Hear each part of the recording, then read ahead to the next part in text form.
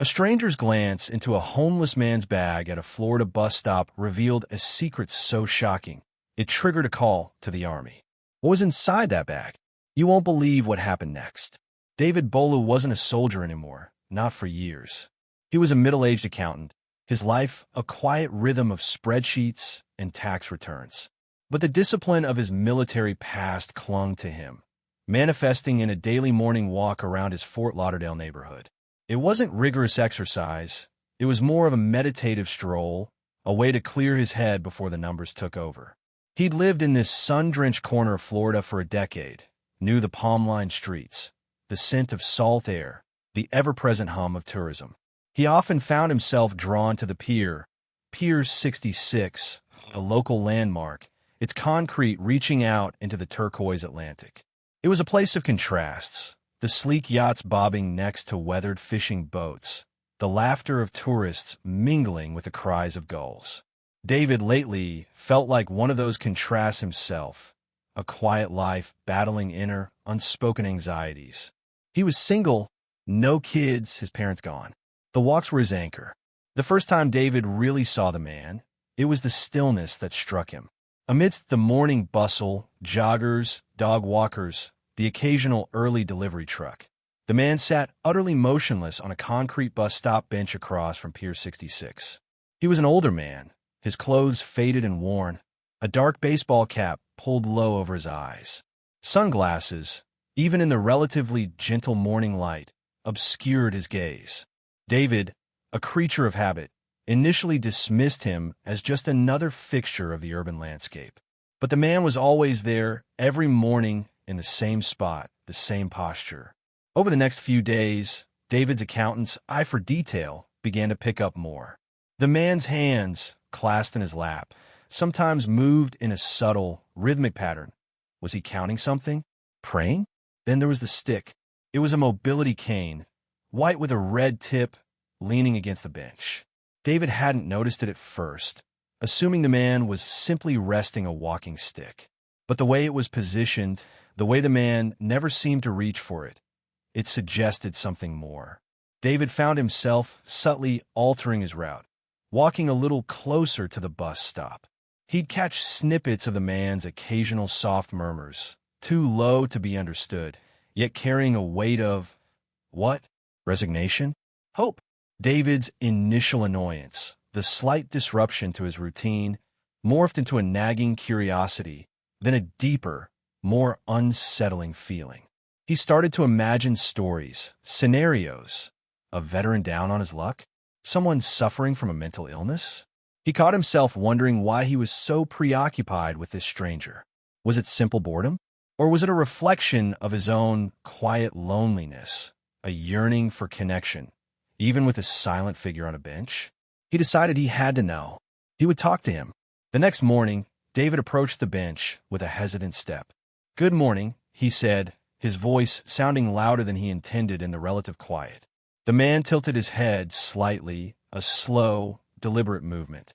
"Morning," he replied, his voice a low rumble, tinged with a weariness that David instantly felt. I see you here often," David began, feeling awkward.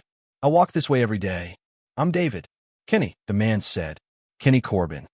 Kenny didn't offer any further explanation, and David felt a pang of something.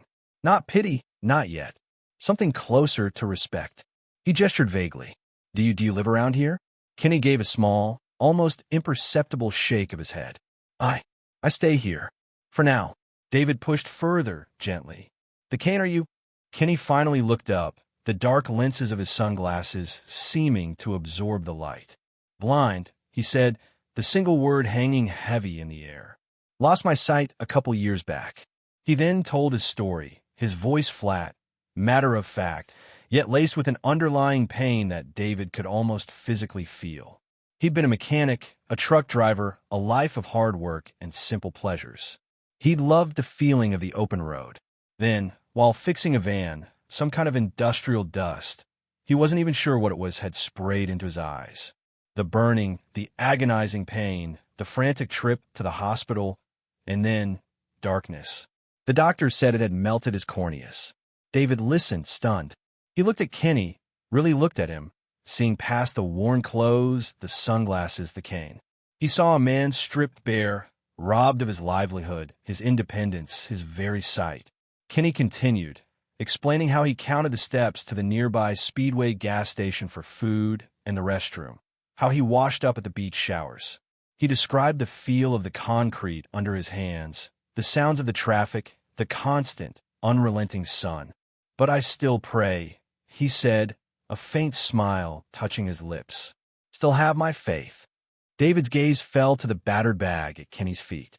He hesitated, then asked, "May I?" Kenny nodded.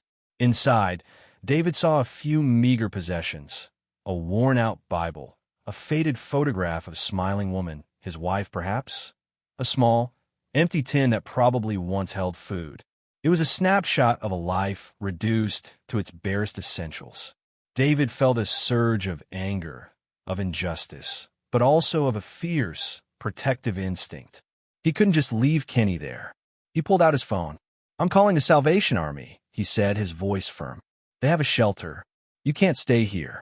The call wasn't easy. He had to navigate a bureaucratic maze of automated menus and indifferent operators. He almost gave up, but the image of Kenny sitting patiently on that bench spurred him on. Finally, he got through to someone who seemed to understand, someone who promised to send someone out to assess Kenny's situation. It took several hours and several more calls, but eventually a Salvation Army van arrived. David stayed with Kenny, talking to him, reassuring him, feeling a sense of purpose he hadn't realized he'd been missing. He watched as Kenny, with a quiet dignity, gathered his few belongings and climbed into the van. Kenny was safe for now. He had a bed, a roof over his head, a chance at a slightly less brutal existence. But it wasn't enough. He needed a corneal transplant, a chance to see again, a chance to rebuild his life. This is where you come in. We're starting a fundraiser to help Kenny Corbin get the medical care he needs and the support to get back on his feet. Even a small donation can make a huge difference. Click the link below. Insert link here to donate and share Kenny's story using the hashtag #SightForKenny. Let's show Kenny that he's not alone, that there's still hope, that even in the darkest of times, there's light to be found. Let's help him see the sunrise over Pier 66 again, not just feel its warmth. Imagine that, Kenny standing beside David, both looking out at the ocean, seeing it. That's the ending we're working towards.